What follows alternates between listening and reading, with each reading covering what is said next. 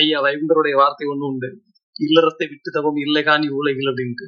இந்த உலகத்துல வந்து ஒரு தவம் என்னன்னா, கணவனும் மனைவியும் சந்தோஷமா வாழ்றதுதான் பெரிய தவம். அதை ஒரு தவமா நினைச்சுக்கிட்டாலே இந்த வாழ்க்கை வரமாயிரும் அப்படின்னு சொல்லுவாங்க. அப்படி ஒரு கான்செப்ட் தான் புஷ்பநாதன் எழுதியிருக்காரு. நான் ரொம்ப ஸ்ட்ராங்கா சொல்லுவேன். ரைட்டிங்கா ரொம்ப ஸ்ட்ராங்கான ஒரு படம்.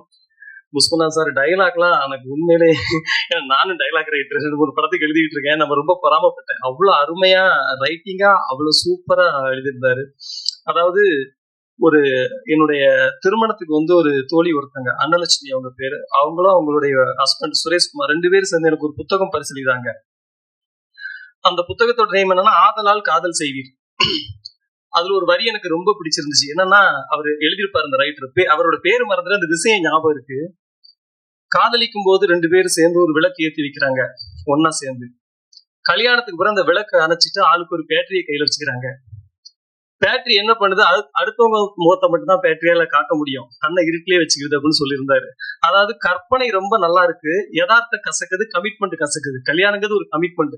அஜித் சார் கூட ஒரு இன்டர்வியூல சொல்லியிருந்தாரு, நீங்க காதலிக்கிறது பெருசு கிடையாது, லைஃப்ல கடைசி வரைக்கும் ஒருத்தருக்கு ஒருத்தர் ரொம்ப அன்பா இருந்து எங்களுடைய காதல் உண்மையான காதல் தாங்கிறத கடைசி வரைக்கும் நிரூபிச்சுக்கிட்டே இருக்கணும், அதுதான் ரொம்ப முக்கியம் அப்படின்னு சொல்லியிருப்பாரு. அப்படி ஒரு விஷயத்த எந்த சமரசமும் இல்லாம ரொம்ப அழகா பேசியிருக்காரு சார். ரொம்ப ரொம்ப சூப்பரான விஷயத்த பேசிருக்கீங்க. ரைட்டிங்கா சரி, ஆக்டிங்கா சரி பிரதர், நீங்க நல்லா நடிச்சிருந்தீங்க. சரண்யா சொல்ல வேண்டாம், பின்னி இருந்தாப்புல எல்லாருமே நல்லா பண்ணியிருந்தாங்க. அப்புறம் மியூசிக் டைரக்டர் சமன் சார் சூப்பரான ஒர்க் பண்ணியிருந்தாரு. அந்த பாட்டுக்கும் அந்த பாட்டு நிறைய பேர் கேட்டிருப்பீங்கன்னு நினைக்கிறேன். டியூனா ரொம்ப நல்லா இருந்துச்சு.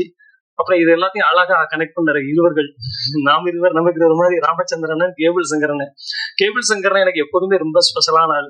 பயங்கரமா மோட்டிவேட் பண்ணுவாரு. நல்லா இருந்தா நல்லா இருக்கும் பாரு, நல்லா இருந்தா நல்லா இல்லைன்னு சொல்லிடுவாரு.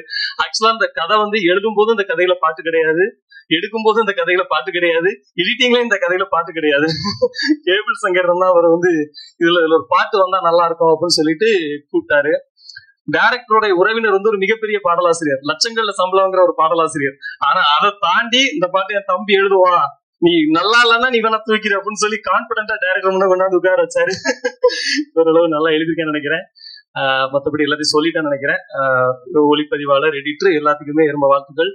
விட்டு கொடுக்கறதா வாழ்க்கையில ரொம்ப ரொம்ப முக்கியமானது. யாருக்காக விட்டு கொடுக்குறோம் அப்படிங்கிறது ரொம்ப ரொம்ப முக்கியமானது. விட்டு கொடுக்கறவங்க கெட்டு போறது எல்லாமே பெரியவங்க சொன்னது. அது உண்மையில ரொம்ப சத்தியமான வார்த்தை. அதனால நம்ம அன்புக்காக எதையும் விட்டு கொடுப்போம், எதற்காகவும் அன்பை விட்டு கொடுக்காம இருப்போம். அன்பே கடவுள். ஐயாவும் நன்றி.